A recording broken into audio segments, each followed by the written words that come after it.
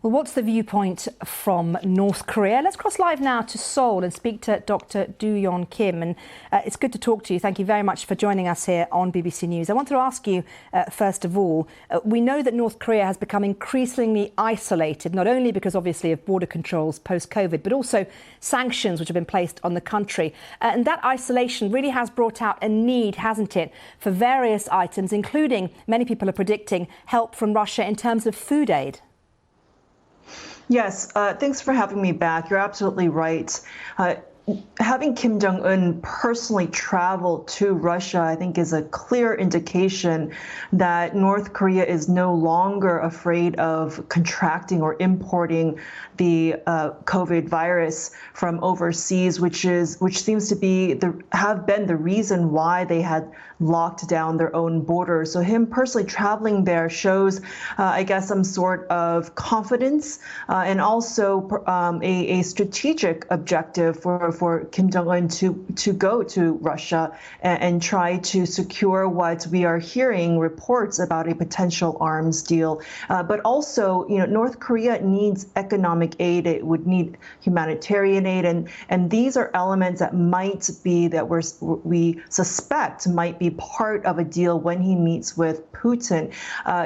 North Korea might want to be able to send more North Koreans overseas to Russia, or perhaps even Russia back to Ukraine territory to help out there, because he would want to earn some foreign currency, and he would want to make money off of sending North Korean laborers overseas to Russia. And not to mention, these are actions and activities that are heavily sanctioned by the UN Security Council.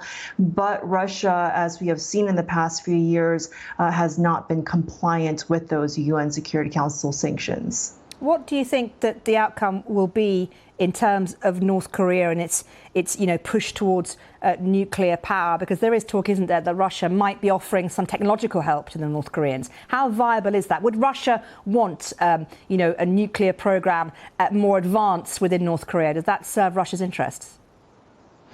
That really remains to be seen. Conventional wisdom has been such that Russia would not want a nuclear-capable or nuclear-powered North Korea.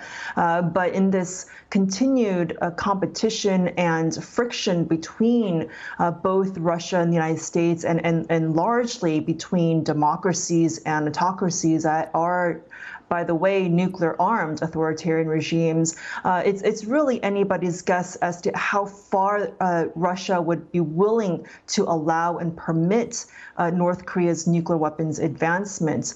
But at the very least, we can suspect that there's going to be some sort of transactional deal between the two countries in this meeting. But at the very least, they are also gaining geopolitically by giving off the impression that these two leaders, two nuclear-armed countries, might be cooperating militarily, and they're strengthening their relations. And so this really does not paint a good picture, and it's a concerning outlook going forward.